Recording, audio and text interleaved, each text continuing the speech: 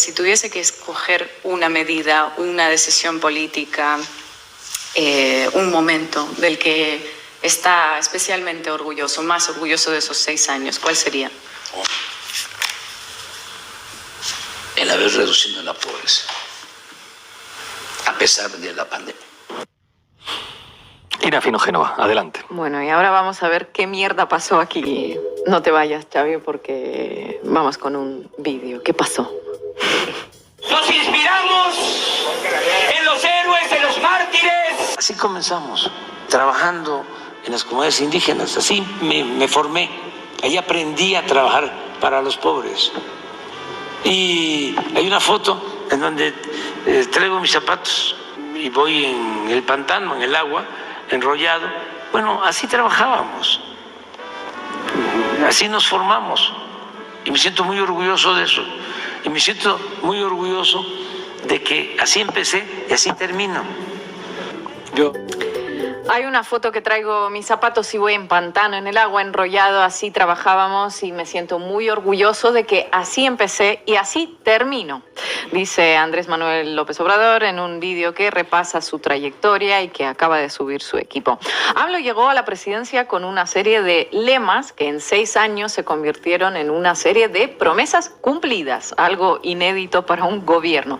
Primero los pobres, no fue una proclama publicitaria para ganar la presidencia, fue una política de Estado implementada desde el día 1 y que hoy se traduce en un resultado tangible, una reducción de la pobreza récord reconocida por organismos financieros internacionales. Austeridad republicana no fue un populismo, fue un enfoque de toda una administración que redujo sus gastos y sus salarios, porque en un país con el nivel de desigualdad de México, pues quizá era lo que tocaba hacer, ¿verdad? Humanismo mexicano, otra frase que tuvo sentido, porque se priorizaron la educación, la distribución de la riqueza y una serie de políticas públicas enfocadas en los sectores más vulnerables de la sociedad. En el México de los sexenios anteriores se gobernó para 1/3 de la población, para los ricos, que concentraron toda la riqueza y una escuálida clase media. En los 6 años de AMLO, esta tendencia cambió. En los 6 años que se vienen se propone continuar con ello. Comprensible que a la casta, la verdadera casta, no esté, bueno, pues claro, del todo contenta. Bueno, Levin ya nos contó la despedida que le está dedicando la derecha y la progresía mediática. Ellos saben mejor cómo había que gobernar un país como México, ¿verdad? Con su desigualdad estructural, con su nivel de pobreza, con la vecindad que tiene con Estados Unidos. Lástima que esa derecha no lo pudiera aplicar en las décadas anteriores, cuando gobernaban. Y hoy están empeñados en enumerar los supuestos errores, los supuestos desaciertos, las supuestas promesas incumplidas de un presidente que acaba un mandato de 6 años con un nivel de aprobación del 70%, y eso con todos los medios en contra. Habrá algo que esos medios que repasó Levin no cuentan, ¿verdad? ¿El qué? ¿Qué es lo que no cuentan?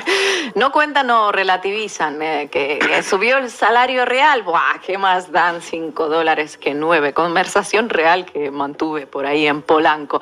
Que salieron más de 9 millones de personas de la pobreza. ¡Buah! Igual siguen siendo pobres. ¿Quién da esas cifras? ¿Qué Banco Mundial de qué? ¿Qué sabrán ellos de nuestra realidad? ¿Que hay becas para estudiar? ¡Buah! Que eso no se puede ir a un colegio con eso, colegio privado, obviamente. Y así con un montón de cifras reales que corroboran organismos internacionales, estadísticas y sí, el índice de aceptación, más allá de los 36 millones de votos de los mexicanos a favor de la presidencia de Claudia Sheinbaum para darle continuidad a la transformación iniciada en el país. El primer logro indiscutible es el que el propio AMLO destaca, el haber reducido la pobreza, y eso con una pandemia mundial de por medio. Ojo.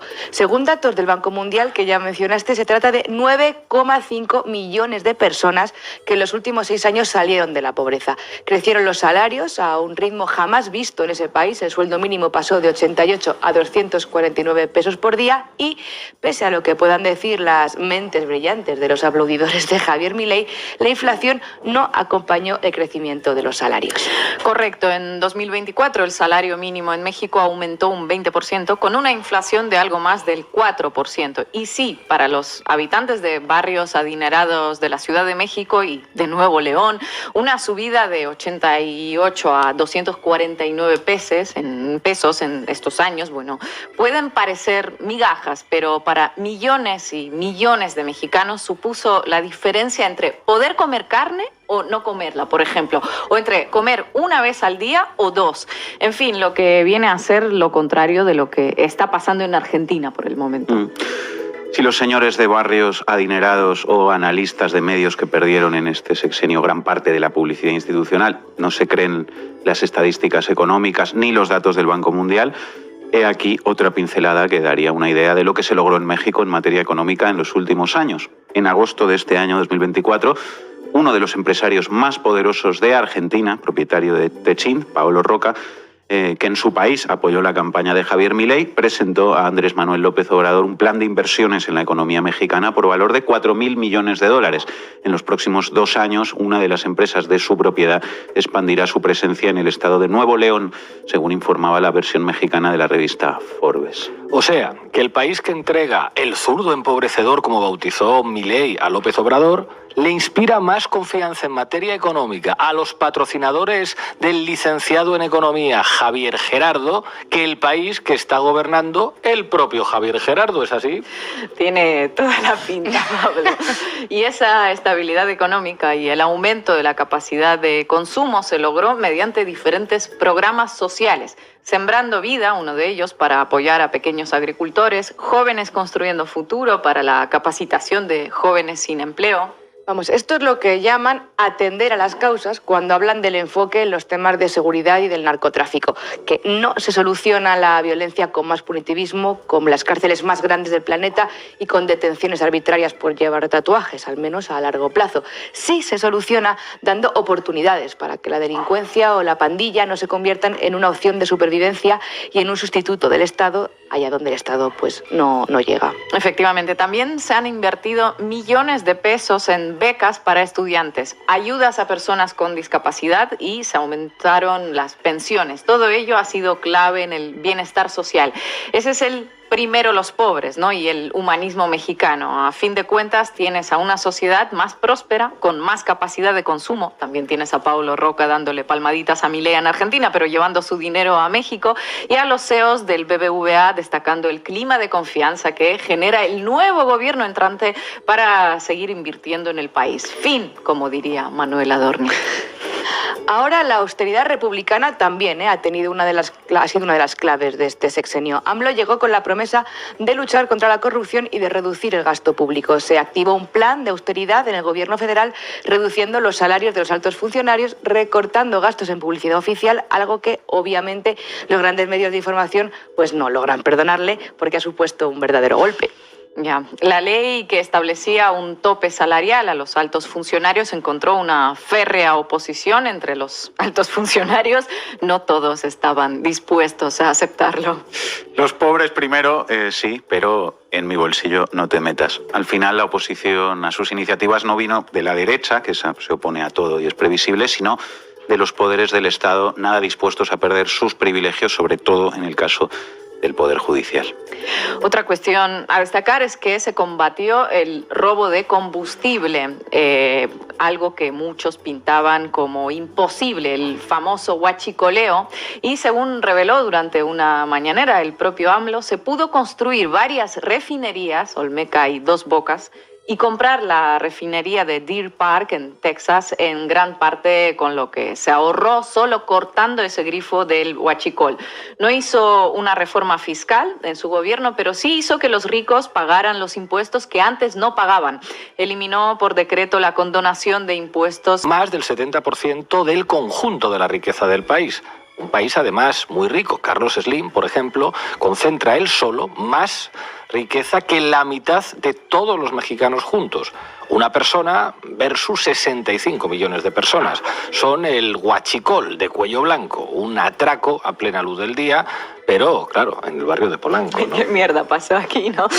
Luego están toda una serie de obras de infraestructura que algunos de esos huachicoleros de Cuello Blanco intentaron detener mediante los famosos recursos de amparo. Les hablamos varias veces en este programa sobre de qué se trataba, ¿no? El Tren Maya es el proyecto más emblemático que se extiende a lo largo de unos 1.554 kilómetros y conecta las principales zonas de interés turístico económico y cultural del país, algo pensado para generar puestos de trabajo, vertebrar el país e impulsar el desarrollo económico de las zonas alejadas de la Ciudad de México, que puso nerviosos a los mexicanos contra la corrupción, empeñados junto con el Poder Judicial en que la obra no salga jamás. También se estableció pues una política energética que quitó de las manos privadas aquello que muchos creían que les pertenecía por derecho y que era pues una situación imposible de revertir. Apunta Viri Ríos en El País que la Comisión Reguladora de Energía de México permitía que se cobrasen millones de dólares por gasoductos en desuso, argumentando que de otra manera pues el país estaría enterrado en arbitrajes. Pues no, la reforma eléctrica limitó la participación del sector privado, se priorizaron las empresas estatales y hasta Iberdrola vendió 13 plantas al Estado mexicano por 6.200 millones de dólares. Así es, y los últimos meses, después de que Morena recibiera la mayoría, sacara la mayoría suficiente como para aprobar leyes, hemos leído de todo sobre la deriva autoritaria y la reforma judicial sobre todo. Sí, esa deriva en la que solo parecen incurrir los gobiernos relativamente de izquierdas desde hace unos años, ¿no? Pero bueno, es mucho más simple todo. El pueblo, en un sistema democrático, le dio a Morena el mandato, a Morena y a AMLO, para que completaran lo que prometió cuando entró a gobernar. Y en ello, pues estuvo los últimos meses en llevar a cabo lo que se denominó el Plan C, un paquete de reformas que, según la derecha y la progresía mediática, le perjudican el inicio del mandato a Claudia Sheinbaum y, según AMLO, le allanan el camino para que no tenga desde el día 1 los palos metidos en las ruedas, no tanto desde la oposición, que está prácticamente desarticulada, sino desde estos poderes independientes del Estado y afines a las oligarquías, como el Poder Judicial. Ahí la tenemos a Norma Piña en pantalla.